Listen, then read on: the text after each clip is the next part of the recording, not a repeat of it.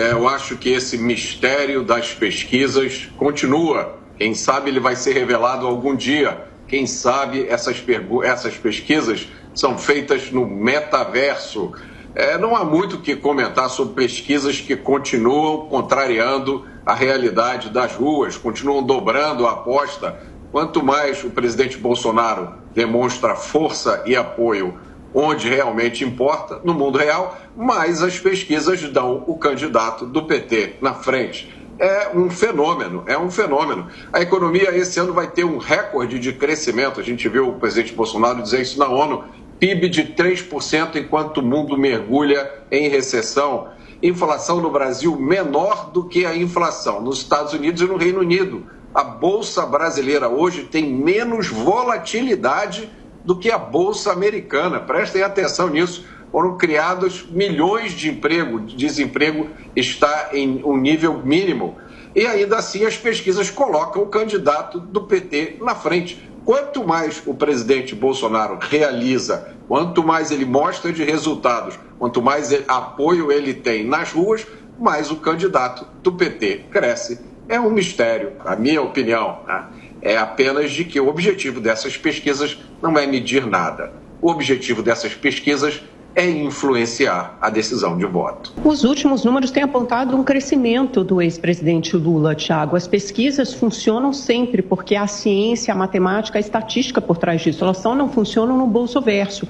É difícil entender, mas a realidade é que não há correlação entre mobilização de pessoas em manifestações de rua e pesquisas que mostram um cenário muito mais amplo de realidades diversas, diferentes regiões do país, diferentes faixas de renda. E é isso que as pesquisas captam. E não é uma, não são duas, não são três. São várias pesquisas, diferentes institutos com credibilidade, com respeitabilidade, com tradição, que já fazem isso há vários anos.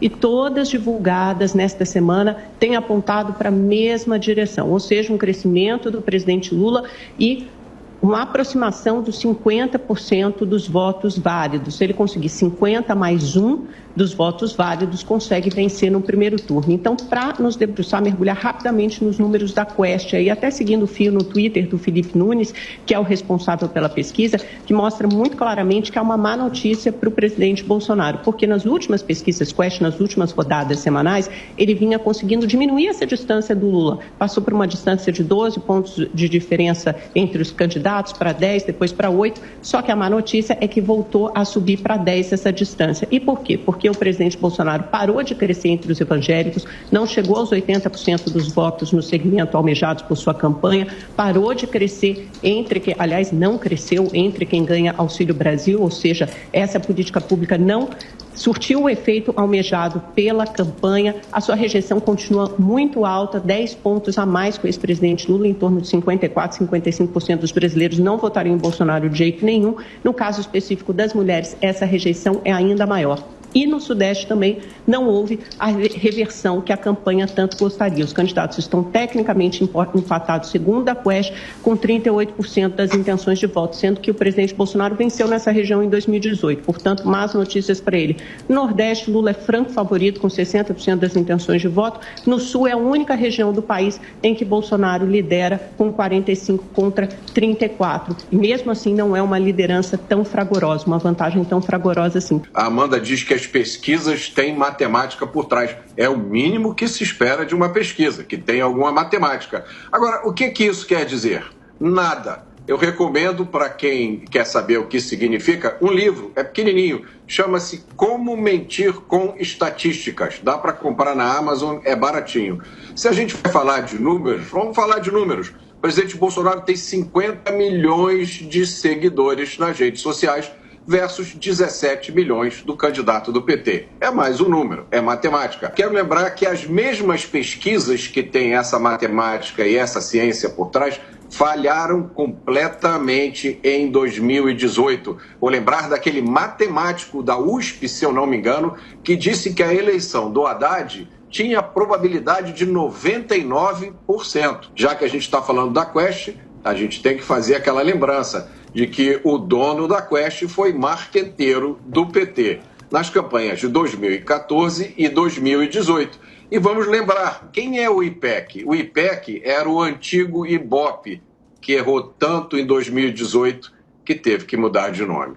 Olha, a gente entende até essa desqualificação das pesquisas porque não mostram determinado candidato, no caso o presidente da República, à frente. Mas é preciso entender que as pesquisas, elas acertam. Tem acertado o Datafolha, por exemplo, em todas as últimas rodadas desde 1989. A pesquisa ela não faz um prognóstico, ela não faz uma previsão de voto, ela é o retrato do momento. Se olharmos as pesquisas como se fossem um filme, semana a semana, elas mostram uma tendência, apontam uma tendência do eleitorado. E é para isso que a gente quer olhar para o fluxo, para o filme, muito mais do que o retrato. Portanto, as pesquisas da semana que vem, por exemplo, as vésperas da eleição, elas serão um bom diagnóstico da tendência do voto do eleitor. Recomendo que vocês prestem atenção nas pesquisas e não em redes sociais, senão a gente faria uma votação por popularidade em rede social e não nas urnas no primeiro turno, como tem de ser. É completamente diferente a métrica, a amostragem da população que a pesquisa capta, com diferentes faixas de renda, idade, escolaridade, gênero,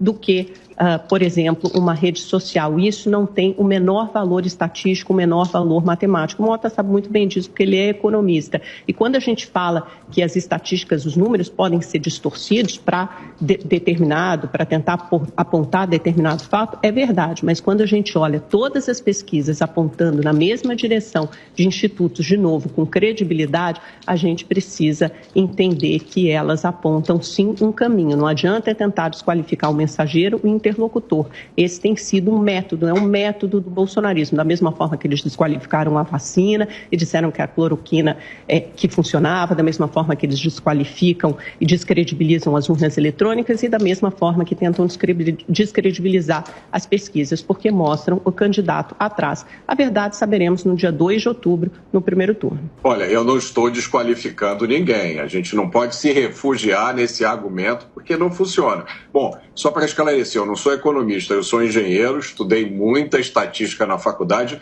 e, se você quiser, a gente pode entrar no detalhe de como essas pesquisas são feitas. Esse assunto não tem nada a ver com vacina, não tem nada a ver com urna, não tem nada a ver com bolsonarismo. Ele tem a ver com bom senso, com lógica e com o dever de informar ao público. E por isso a gente tem que dizer, você mencionou o Databolha. O Databolha é o Instituto de Pesquisas da Bolha de São Paulo. É um veículo de mídia, Amanda, que há 2 dias atrás atacou de forma covarde a Jovem Pan, essa emissora onde a gente está trabalhando agora. Você mesmo disse, essas pesquisas não têm como objetivo indicar quem vai vencer. E aí eu concordo 100% com você. O objetivo dessas pesquisas é influenciar a decisão de voto.